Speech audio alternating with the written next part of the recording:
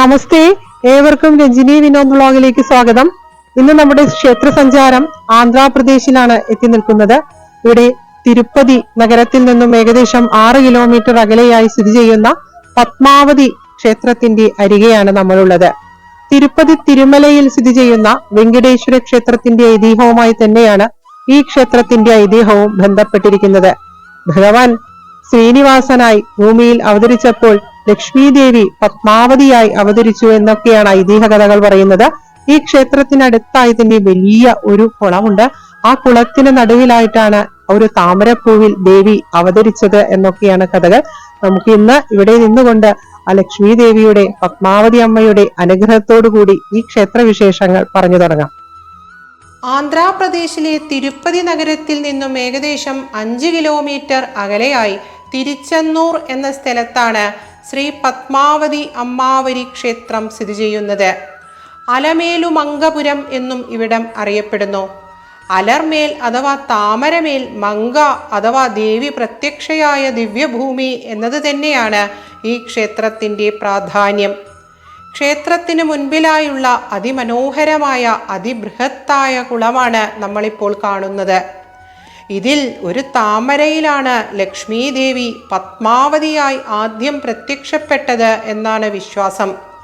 അതിനാൽ തന്നെ പത്മസരോവരം എന്ന് നാമമുള്ള ഈ കുളത്തിന് അതീവ ദിവ്യത്വം കൽപ്പിച്ചു പോരുന്നുണ്ട്. തിരുമലയിൽ പോയി വെങ്കടേശ്വരനെ ദർശിക്കുന്നതിനു മുമ്പ് ഇവിടെ വന്ന് അലമേലുമങ്കയെ അഥവാ പത്മാവതി ദേവിയെ തൊഴുതാൽ മാത്രമേ തിരുപ്പതി ദർശനം പൂർണ്ണമാവുകയുള്ളൂ എന്നും ഒരു വിശ്വാസമുണ്ട്. സൂര്യദേവനാണ് ദേവി പ്രത്യക്ഷയാവുന്നതിനായി താമരപ്പൂവ് വേഗം വിരിയിച്ചത് എന്ന് വിശ്വസിക്കുന്നതിനാൽ അടുത്തു തന്നെ ഒരു സൂര്യനാരായണ ക്ഷേത്രവും സ്ഥിതി ചെയ്യുന്നുണ്ട്. സൂര്യഭഗവാനെ സാക്ഷാൽ വെങ്കടേശ്വരൻ തന്നെയാണ് പ്രതിഷ്ഠിച്ചത് എന്നും വിശ്വാസങ്ങളുണ്ട്. കിഴക്ക് ദർശനമായി സ്ഥിതി ചെയ്യുന്ന ക്ഷേത്രത്തിൻ്റെ നിർമ്മിതി അതിമനോഹരമാണ്. അകത്തേക്ക് ക്യാമറ കൊണ്ടുപോകുവാൻ ഒരിടത്തും അനുവാദമില്ലാത്തതിനാൽ പുറത്തുള്ള ദൃശ്യങ്ങൾ കാണിച്ചു തരുവാൻ മാത്രമേ നിർവാഹമുള്ളൂ. അതിമനോഹരമായ ക്ഷേത്ര ഗോപുരവും വിശാലമായ ക്ഷേത്രഭൂമിയും ദ്രാവിഡീയ ശില്പചാതുരി നിറഞ്ഞ ക്ഷേത്ര സമുച്ചയവും പ്രൗഢഗംഭീരമാണ്. ക്ഷേത്രത്തിന് പുറത്ത് നിറച്ചും പുഷ്പങ്ങൾ വിൽപ്പനയ്ക്കായി വെച്ചിട്ടുണ്ട്.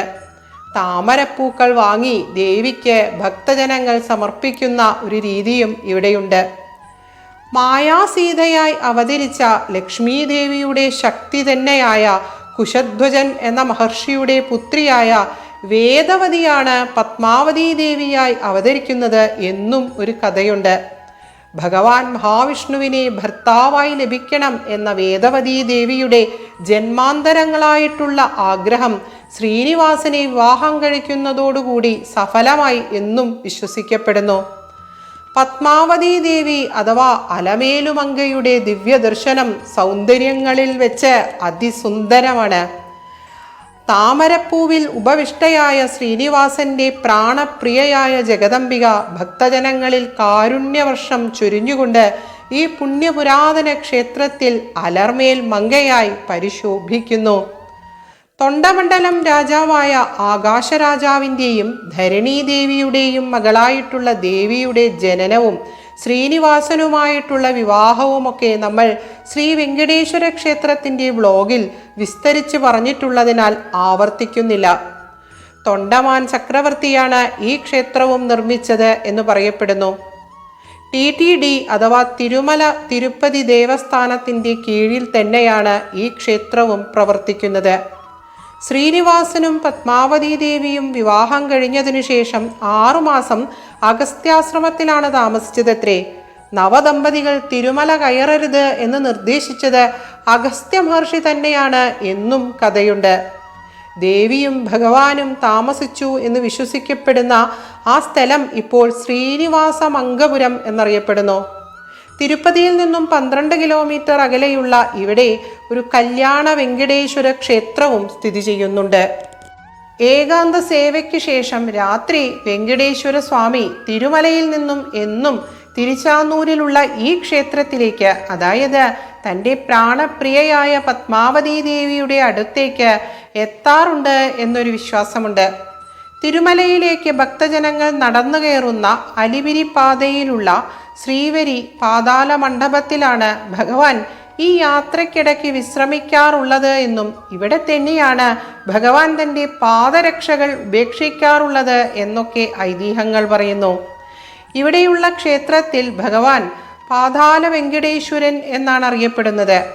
തിരുമലയിലേക്കുള്ള നടപ്പാതകളിൽ ഒന്ന് അലിപിരിയും മറ്റേത് ശ്രീവരിയുമാണ്.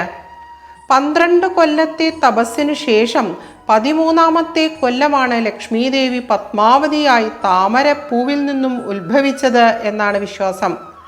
അത് കാർത്തിക മാസത്തിലെ ശുക്ലപക്ഷ പഞ്ചമി ദിവസത്തിൽ ഉത്തരാഷാഢ നക്ഷത്രം ഉച്ചസ്ഥായിയിൽ നിൽക്കുമ്പോഴായിരുന്നു എന്നാണ് ഐതിഹ്യങ്ങൾ പറയുന്നത്.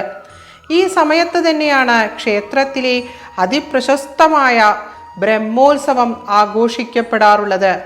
അതിഗംഭീരമായി അതീവ ആർഭാടമായി ആഘോഷിക്കപ്പെടുന്ന ഈ ഉത്സവകാലത്ത് ദേവിയെ പുറത്തേക്ക് എഴുന്നള്ളിക്കുന്ന പതിവൊക്കെയുണ്ട്.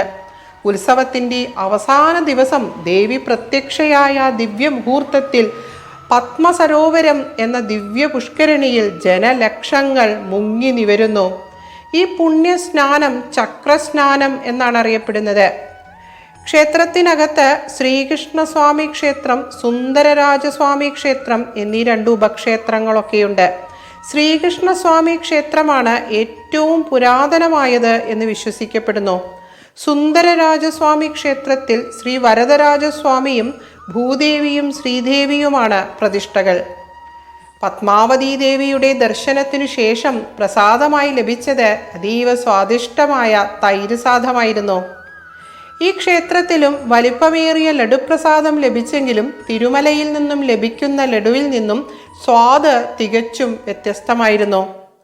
വെങ്കടേശ്വരൻ്റെ പ്രാണപ്രിയയായ അലമേലുമങ്ക കുടികൊള്ളുന്ന ഈ പുണ്യഭൂമി സമ്മാനിച്ചത് നിറവുകളുടെയും ഐശ്വര്യത്തിൻ്റെയും ധനത്തിൻ്റെയും സമൃദ്ധിയുടെയും ഒക്കെ കാഴ്ചകളായിരുന്നു. അതോടൊപ്പം ശാന്തസുന്ദരമായ ദിവ്യമായൊരു ആത്മീയ അനുഭൂതി കൂടി ഈ ദേവീക്ഷേത്രം പങ്കുവെക്കുന്നുണ്ട്. ശ്രീനാരായണനിലേക്ക് എത്തിച്ചേരുവാൻ തീർച്ചയായും ശ്രീനാരായണ വല്ലഭയുടെ അനുഗ്രഹം അനിവാര്യവുമാണ്. ഐശ്വര്യവും അഭിവൃദ്ധിയും സമൃദ്ധിയും എല്ലാം ചൊരിഞ്ഞുകൊണ്ട് ഹരിപത്നി കുടികൊള്ളുന്ന ഈ പുണ്യപുരാതന ഭൂമിക്ക് ശതകോടി സാഷ്ടാംഗ പ്രണാമം.